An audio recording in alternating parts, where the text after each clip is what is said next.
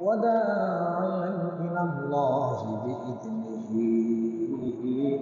وسراجا منيرا. أما بعد فأعوذ بالله من الشيطان الرجيم. بسم الله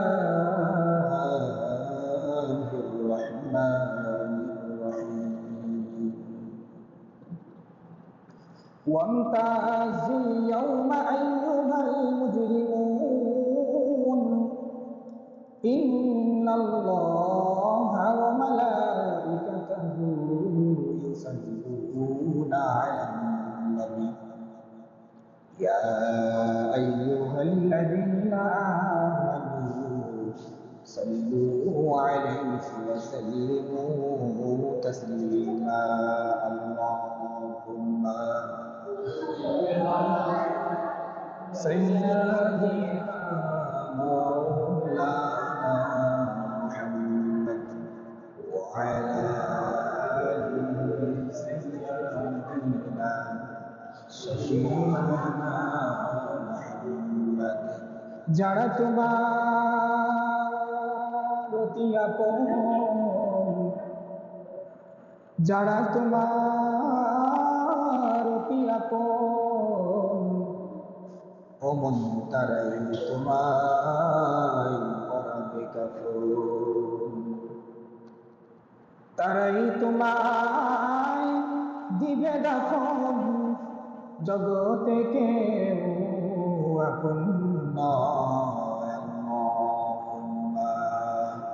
আল্লাহুম্মা সাইয়্যিদিনা মাওলানা মুহাম্মদ ওয়া আলা আলি সাইয়্যিদিনা শাফি'ানা মুহাম্মদ বালাগাল উলা বিকামালিহি كشف الدجى بجماله حسنت جميع خصاله صلوا عليه وآله سلموا يا قوم بل صلوا على سبيل الآمين مصطفى ما جاء إلا رحمة للعالمين।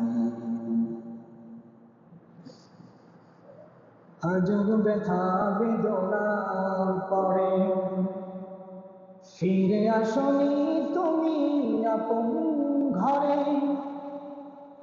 দিনের আলো তুমি ছড়িয়ে দিতে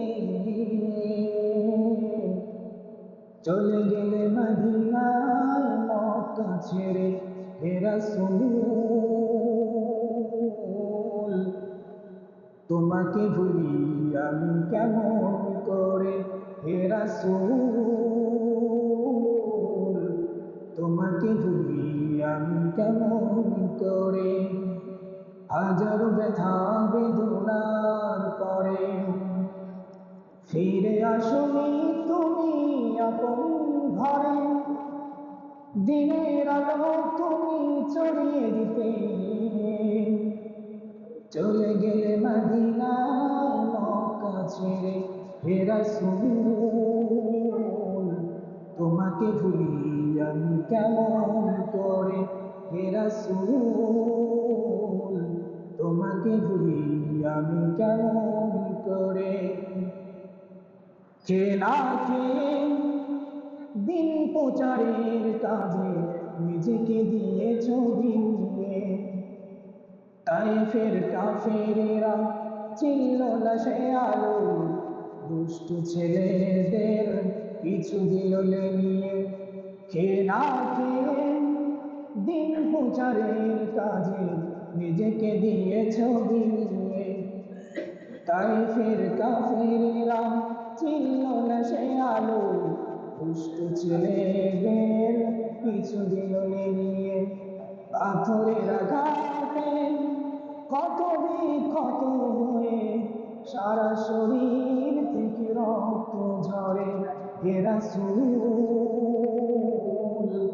তোমাকে ভুলি আমি কেমন করে। হে রাসূল তোমাকে ভুলি আমি কেমন করে। আলহামদুলিল্লাহ। কি মাস চলতেছে? রবিউল, কথা বলেন। রবিউল আওয়াল। আরবি কি মাস চলে? রবিউল আওয়াল মাস চলতেছে। বিশ্বনবী জনাবে মুহাম্মদুর রাসূলুল্লাহ সাল্লাল্লাহু আলাইহি ওয়াসাল্লাম তার জীবন এবং ইহকাল ত্যাগ করে পরকালে চলে যাওয়ার একটা ব্যাপক ইতিহাস রয়েছে। বিশ্বনবী জনাবে মুহাম্মদুর রাসূলুল্লাহ সাল্লাল্লাহু আলাইহি ওয়াসাল্লাম যখন নাকি মায়ের গর্ভে থাকেন, গর্ভ অবস্থায় 6 মাস গর্ভে থাকা অবস্থায় বিশ্বনবীর বাবা কি নাম? বিশ্বনবীর বাবার নাম কি? আব্দুল্লাহ। কি? আব্দুল্লাহ। যখন নাকি বিশ্বনবী তার মায়ের গর্ভে 6 মাস হয়ে গিয়েছে, এমন অবস্থায় ওই সময় তৎকালীন সময় সিরিয়ার সাথে ব্যবসা করত, অনেক দূরে গমন করতে হইতো। এখন এসে আমাদের এই সময় এসে ব্যবসা বাণিজ্য এবং আদান প্রদানের ক্ষেত্রে মাল আনা এবং পাঠানোর ক্ষেত্রে অনেক সহজ হয়ে গিয়েছে। ওই সময় বিশ্বনবী পেটে থাকা অবস্থায় বাবা ব্যবসার জন্য রওনা হয়েছিল। এমন অবস্থায় সে মৃত্যুবরণ করে। মৃত্যুবরণ করার পরে বাকি যে সময়টুকু পেটের মধ্যে ছিল, এই সময় আস্তে আস্তে আস্তে আস্তে ভূমিষ্ঠ হওয়ার সময় যত সামনের দিকে আসতে থাকলো, আপনার আমার জন্ম আর বিশ্বনবীর জন্মের মধ্যে অনেক তফাৎ আছে, অনেক ব্যবধান আছে। আমরা তার উম্মত আর সে আমাদের নবী। আমাদের জন্মের সময় যে সিমটমগুলো দেখা দিছে, বিশ্বনবীর ক্ষেত্রেও যদি সেম সিমটমগুলো দেখা দেয়, তাহলে বিশ্বনবীর আলাদা কোনো বিশেষত্ব রইল না। কাজেই বিশ্বনবী জনাবে মুহাম্মদুর রাসূলুল্লাহ সাল্লাল্লাহু আলাইহি ওয়াসাল্লাম এতিম হয়ে গেলেন পেটের মধ্যে থাকা অবস্থায়। জমিনের মধ্যে যখন নাকি জমিনের মধ্যে ভূমিষ্ঠ হবে, এমন অবস্থায় আকাশ বাতাস সব কিছু ভারী হয়ে গেল, জানান দিতে শুরু করলো। বিশ্বনবী রহমাতুল্লিল আলামিন এখন জমিনের মধ্যে আসবে। বিশ্বনবী জমিনের মধ্যে আসবে, আমি না বলে আমার সন্তান যখন জমিনের মধ্যে আসতে লাগলো, আসার সাথে সাথে দুনিয়ার মধ্যে এমন একটা আলো আলোকিত হয়ে গেল। বলে কেমন আলো হয়েছে? নূর চমকাইতেছে, নূরে সব কিছু বড় বড় বিল্ডিং গুলা, প্রাসাদ গুলা আলোকিত হয়ে গেছে। অনেকটা জায়গা জুড়ে আলোকিত হয়ে গেছে। বলে কে আসতেছে? বিশ্বনবী আসতেছে, আখির পয়গম্বর। বলে কেমন পয়গম্বর? যে পয়গম্বরের জন্য তামাম কুল কায়নাত সব কিছু পাগল, কিন্তু ওই পয়গম্বরের জন্য, পয়গম্বরের খুশির জন্য, বন্ধুর জন্য আল্লাহ পাক রব্বুল আলামিন নিজেই দুরূদ পাঠ করে। সুবহানাল্লাহ। বলে এমন নবী, বিশ্ব নবী, সবার নবী, আখির নবী, এই আখির নবীর পয়গম্বর, আখির পয়গম্বর জমিনের মধ্যে যখন আসলো, দুনিয়াটা আলোকিত হয়ে গেল। বিশ্বনবী বলেন, দুনিয়াতে কোনো বাচ্চা যদি ভূমিষ্ঠ হয়, কোনো ছেলে বাচ্চা যদি ভূমিষ্ঠ হয়, ওই বাচ্চাকে একটা নির্দিষ্ট সময়ের পরে খতনা করাইতে হয়। কিন্তু বিশ্বনবীর ক্ষেত্রে খতনার কোনো প্রয়োজন হয় নাই। মায়ের পেট থেকে আল্লাহ পাক রব্বুল আলামিনের পক্ষ থেকে খতনা করানো ছিল। বিশ্বনবী বলেন, জমিনের মধ্যে কোনো সন্তান ভূমিষ্ঠ হলে তাকে নার কাটতে হয়। নার কি কাটতে হয়? নার কাটতে হয়। বিশ্বনবী বলেন, মায়ের পেটের মধ্যে থাকা অবস্থায় আল্লাহর পক্ষ থেকে নার কাটা অবস্থায় জীবনের মধ্যে আসছে। তার জীবনে আস্তে আস্তে আস্তে আস্তে বড় হতে লাগলো। দিনের জন্য আস্তে আস্তে মানুষ, তার চাচারা যারা ছিল, এমন বলা হয়েছে তার চাচার অনেকগুলো সন্তান ছিল, আবু তালেবের অনেকগুলো সন্তান ছিল, কিন্তু বিশ্বনবীর তো বাবা নাই, অভিভাবক হিসেবে কে দায়িত্ব পালন করবে? বাবার তো অন্তরের মধ্যে সন্তানের জন্য একটা আকাশ পরিমাণ ভালোবাসা থাকে, কিন্তু আমার নবীর তো বাবা নাই। বাবা নাই তো কে তাকে দেখাশোনা করবে? হাদিস শরীফের মধ্যে আছে, চাচা অনেকগুলো সন্তান থাকা সত্ত্বেও চাচা কেমন যেন মনে হইল বিশ্বনবী ভূমিষ্ঠ হওয়ার পরে তার সব সন্তান থেকে বিশ্বনবীর প্রতি ভালোবাসা অনেক অনেক বেশি। এই ভালোবাসা আল্লাহর পক্ষ থেকে আল্লাহ পাক রব্বুল আলামিন অন্তরের মধ্যে দিয়ে দিয়েছে। রাসূলের জীবনের সবটুকু সময় বড় গুরুত্বপূর্ণ ছিল আপনার আমার জীবন পরিচালনার ক্ষেত্রে। আস্তে আস্তে বড় হলেন, 40 বছর বয়সে নবুয়ত প্রাপ্ত হলেন। নবুয়ত প্রাপ্ত হওয়ার পরে দ্বীনের দাওয়াত দেওয়া শুরু করে দিলেন। আল্লাহর লোকদেরকে আল্লাহর পথে ডাকতেছে, আল্লাহর লোকদেরকে আল্লাহর পথে ডাকতেছে, আল্লাহওয়ালা বানানোর জন্য। বিশ্বনবী জনাবে মুহাম্মদুর রাসূলুল্লাহ সাল্লাল্লাহু আলাইহি ওয়াসাল্লাম দাওয়াত শুরু করে দিলেন বেঈমানদের মাঝে।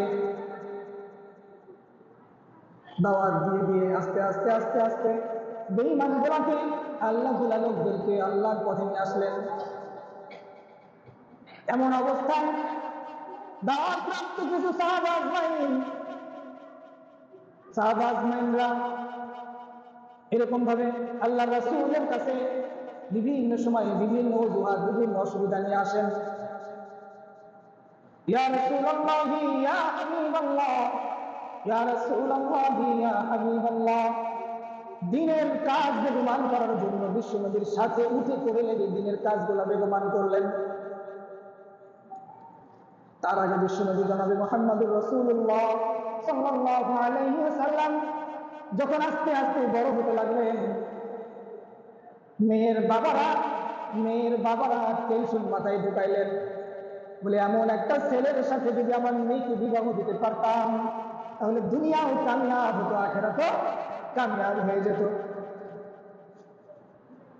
দিনের পর দিন বিশ্বনবীর চাচাদের কাছে, মায়ের কাছে মেয়ের বাবারা বিয়ে প্রস্তাব পাঠায়। এরকম ভাবে বিয়ের প্রস্তাব দিতে দিতে পরিবারটাকে একটা বিতৃষ্ণার মধ্যে ফেলে দিয়েছে। বিবাহ সাথী করলেন, পর্যায়ক্রমে বিবাহ সাথী করলেন, সাহাবা আজমাইনদেরকে দাওয়াত দিতে থাকলেন। দিনের কাজ ধুমধামে চালু হয়ে গিয়েছে। একবার সাহাবা আজমাইন আম্মা জান আয়েশার কাছে এসে প্রশ্ন করলেন, আম্মা জান আয়েশার কাছে প্রশ্ন করলেন, জানতে চাইলেন, আম্মা জান আপনি আমাদেরকে বিশ্বনবীর সম্পর্কিত কিছু বয়ান আমাদেরকে দেন, বিশ্বনবীর আদর্শের কিছু তালিম আমাদেরকে দেন। আম্মা জান আয়েশা সাহাবা আজমাইনদেরকে প্রশ্ন করলেন, ও সাহাবা আজমাইনরা রে, তোমরা কি কোরআন তেলাওয়াত করো না? তোমরা কি কোরআন তেলাওয়াত করো না? বলে জি আম্মা জান, কোরআন তেলাওয়াত করি। তাহলে তখন আম্মা জান আয়েশা বলতেছে, কোরআন তেলাওয়াত করো। তোমরা যে কোরআন তেলাওয়াত করো, এই কোরআনের 30 পারাটাই বিশ্বনবীর আদর্শ। সুবহানাল্লাহ। তোমরা যে কোরআন তেলাওয়াত করো, ওই কোরআনের 30 পারাটাই বিশ্বনবীর আদর্শ। কাজে কোরআন তেলাওয়াত করো, কোরআন থেকে আদর্শের তালিম নাও, তোমার জীবন ধন্য হয়ে যাবে। আম্মা জান আয়েশা বললেন, কাদেরকে বললেন? সাহাবা আজমাইনদেরকে বললেন, বিশ্বনবী মানেন কোরআন। যে বিশ্বনবী মানেন কোরআন, বিশ্বনবী মানেই হাদিস, কারণ হাদিসগুলো হলো বিশ্বনবীর কথা, কারণ কোরআনটাও বিশ্বনবীর উপরে নাজিল হয়েছে, ঠিক না? বিশ্বনবী মানেন কোরআন, বিশ্বনবী মানেই হাদিস, বিশ্বনবী মানেই যত সভ্যতার যত গল্প আছে বিশ্বনবী। কারণ আদর্শের যত কিছু ছিল, যত সভ্যতা ছিল বিশ্বনবীর মধ্যে ছিল কি ছিল না? বিশ্বনবীর মধ্যে ছিল। কুরআনে যা আছে সব কিছু বিশ্বনবীর আদর্শের মধ্যে চলে গেছে। কাজে মুসলমান, দুনিয়ার জীবন পরিচালনার ক্ষেত্রে অনেক জটিলতা আপনার আমার সামনে আসবে। একটা ভাই দাঁড়িয়ে আছে এমন অবস্থায়, তার চোখের সামনে যদি অপর একটা ভাইকে অন্য একটা শত্রুপক্ষ আক্রমণ করে, যেভাবে তার ভাই দাঁড়িয়ে থাকতে পারবে না, ছুটে গিয়ে বলবে, ও ভাই, আমার এই কলিজার টুকরা ভাই থেকে আঘাত করিও না, যদি মারার ইচ্ছা থাকে আমাকে মারো। যদি কোনো বাবার সামনে কোন সন্তানকে কেউ আঘাত করতে চায়, ওই বাবা চিৎকার করে বলবে, দুনিয়ার সব কিছু থেকে বড় উত্তম, বড় ভালোবাসার সন্তান আমার, এই সন্তানটাকে কেউ আঘাত করিস না রে ভাই, সন্তানটাকে কেউ মারিস না, কেউ আঘাত করিস না। যদি তোর মনের মধ্যে ক্ষোভ থাকে, হিংসা থাকে, আমি বাবা আমার জীবনটাকে তোর জন্য দিয়ে দিলাম, তবু আমার চোখের সামনে আমার সন্তানটাকে আঘাত করিস না। তোমার বন্ধু, তোমার চোখের সামনে যদি তোমার বন্ধুকে কেউ আঘাত করতে চায়, তোমার গায়ে যতটুকু শক্তি সামর্থ্য আছে তুমি চেষ্টা করবা বন্ধুকে আঘাতের থেকে বাঁচানোর। শত্রুপক্ষকে আঘাত করে বন্ধুকে আঘাতের থেকে বাঁচানোর চেষ্টা করবা। কেন চেষ্টা করবা? কারণ বন্ধু বড় মহাব্বতের, বড় আদরের, ওর শরীরে যদি আঘাত করে সেই আঘাত আমার শরীরে এসে লাগবে। কাজে আমার চোখের সামনে আমার বন্ধুকে কেউ আঘাত করুক, সেটা আমি সইতে পারবো না। বাবার সামনে সন্তানকে আঘাত করুক, বাবা সইতে পারবে না। মায়ের সামনে সন্তানকে কেউ আঘাত করুক, মা সইতে পারবে না। এর মুসলমান, তোমার চোখের সামনে তোমার নবীকে কটূক্তি করে একটা কথা বলো না। তোমার চোখের সামনে বিশ্বনবীর আদর্শ গুলাকে গলা টিপে টিপে শেষ করে ফেলাইতেছে একটা কথা বলো না। বিশ্বনবীর থেকে তোমার সন্তানটা বড় দামি, বিশ্বনবীর থেকে তোমার বন্ধু বড় দামি, বিশ্বনবী থেকে দুনিয়ার কর্মকাণ্ড তোমার কাছে বড় দামি। বিশ্বনবীর প্রতিটা সুন্নাহ, প্রতিটা আখলাক প্রতিনিয়ত জবাই করে ফেলতেছো, জবাই করে ফেলতেছো। তোমার বিবেক নাড়া হয়ে গেছে, চোখের সামনে সন্তানের দায়িত্ব কাটানো যায় না।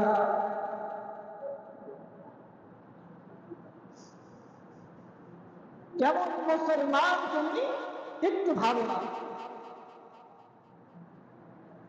দুনিয়ার মোহ আপনাকে আমাকে এমন ভাবে শেষ করে ফেলাচ্ছে, এমন ভাবে ধ্বংস করে ফেলাইতেছে যে দুনিয়ার সময়টা চোখ বন্ধ করে না বোঝার ভান করে কেটে চলে যাচ্ছে।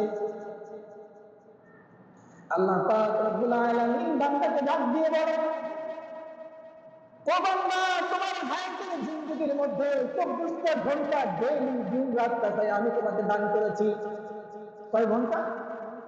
24 ঘন্টা দান করেছি। 24 ঘন্টা, 24টা ঘন্টা বান্দারে করে দিলাম 5 ওয়াক্ত নামাজের জন্য। তুই মাত্র 50 মিনিট, 40 মিনিট, আধা ঘন্টা বরাদ্দ করবি। 24 ঘন্টার মধ্যে আধা ঘন্টা সময় বান্দারে তুই আমাকে দিতে পারো না।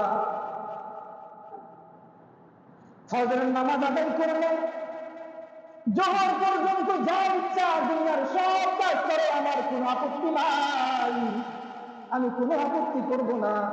বান্দারে আজান হলে নামাজটা পড়ে নাও, আবার নামাজ জোহরের নামাজ আদায় করে আসর পর্যন্ত দুনিয়াবি কাজ করো, আমি কোনো আপত্তি করব না। আসরের নামাজ করে মাগরিব পর্যন্ত তোমার জরুরত ছাড়ো, আমি আপত্তি করব না। বান্দারে মাগরিব শেষ করে এশা পর্যন্ত পরিবার নিয়ে থাকো, পরিবারকে সময় দাও, আমি আল্লাহ আপত্তি জানাবো না। এশার নামাজ আদায় করে ফজর পর্যন্ত লম্বা টাইম, এই লম্বা টাইমে বিশ্রাম করো, ঘুমাও। সারা রাতে আমি আল্লাহ তোমাকে কোনো প্রকার বিরক্তি করবো না। তবে বান্দা ফজরের আজান শুনে 4 রাকাত নামাজের জন্য উঠে পড়ো। সারা রাত ঘুমাইলা, আমি আল্লাহ তোমাকে ঘুমাইতে দিলাম, বড় ইনসান করে বড় ভালোবেসে, বিনিময়ে তুমি 4 রাকাত নামাজ পড়বা বান্দা, সেটাও তুমি পড়ো না। বান্দারে বড় আফসোস, দুনিয়ার জিন্দেগীর সবটুকু সময় জন্মের পর থেকে মৃত্যু পর্যন্ত সবটা আমি আল্লাহ তোমার জন্য নিয়ামত করে দিলাম, কিন্তু বান্দা তোমার নলেজে আমার কথা মোটেও থাকে না। দুনিয়ার সব কাজ করার সময় তোমার হয়, কিন্তু আমি আল্লাহর হুকুম পালন করার সময় তোমার কাছে নাই। বান্দারে মা যেমন তার সন্তানকে ভালোবেসে রাখে, আল্লাহ পাক রব্বুল আলামিন হাজার হাজার গুণে অধিক পরিমাণে বেশি তার বান্দা বান্দীদেরকে ভালোবাসে। যদি ভালো না বাসতো তাহলে বেঈমান না খেয়ে মারা যেত, ঠিক না? যদি ভালো না বাসতো, যে ব্যক্তি নামাজ পড়ে না, মালিকের আনুগত্য করে না, হুকুম করে হুকুম পালন করে না, নাফরমানি করে, ওই ব্যক্তি না খেয়ে মারা যেত, ঠিক না? কাজেই আল্লাহ পাক রব্বুল আলামিন আমাদের সকলকে বুঝবার এবং আমল করার তৌফিক দান করুন, সবাই বলি আমিন। বিশ্বনবীর জীবন বৃত্তান্তের মধ্যে একটি ইনফরমেশন, সেটা হলো 12 রবিউল আউয়াল জন্ম। মৃত্যুর ব্যাপারে 9টা থেকে 13টা মতামত আছে। তার মধ্যে 6 নম্বর মতামত হলো যে তিনি 12 তারিখে ইন্তেকাল করেছেন।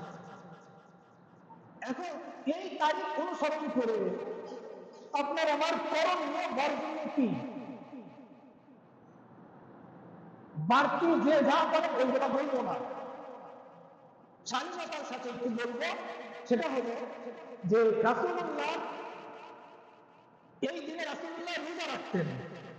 প্রশ্ন করা হলে সাহাবা আজমাইনরা প্রশ্ন করলেন, ইয়া রাসূলুল্লাহ, ইয়া হাবিবাল্লাহ, রোজা রাখার ব্যাপারে প্রশ্ন করলে রাসূলুল্লাহ উত্তর করলেন যে এই দিনে আমার জন্ম হয়েছে, আমার জন্ম না হলেও না, এই দিন বলে কথা না, আমার জন্ম আল্লাহ পাক রব্বুল আলামিন আমাকে না পাঠাইলেও পারতেন, আমার জন্ম না হলেও হইত, কিন্তু শুকরিয়া তার আল্লাহ আমাকে জন্মগ্রহণ করেছেন। আমরা ওই যে বার্থডে পালন করি না, খুশি হই, বার্থডে পালন করি, বিশ্বনবী রোজা রাখছেন, সংক্ষিপ্ত সোজা বাংলা কথা, আমরা বার্থডে পালন করি, বিশ্বনবী রোজা রাখতেন। নবীর আদর্শ আর আমার আদর্শ কত ব্যবধান, ব্যবধান কিনা কথা বলে, ব্যবধান কিনা? নবীজি রোজা রাখতেন, চাইলে না রোজা রাখতেন, বেশি বেশি নফল ইবাদত করতে পারেন, তাসবিহ তাহলিল জিকির আজকার করতে পারেন, মনে থাকবে ইনশাআল্লাহ। আল্লাহ আমাদের সকলকে বুঝবার এবং আমল করার তৌফিক দান করুন, সবাই বলে আমিন। ওয়া আখিরু দাওয়ানা আলহামদুলিল্লাহি রাব্বিল আলামিন। যারা সুন্নাত করেনি, 4 রাকাত ফরজ সুন্নাত আদায় করুন।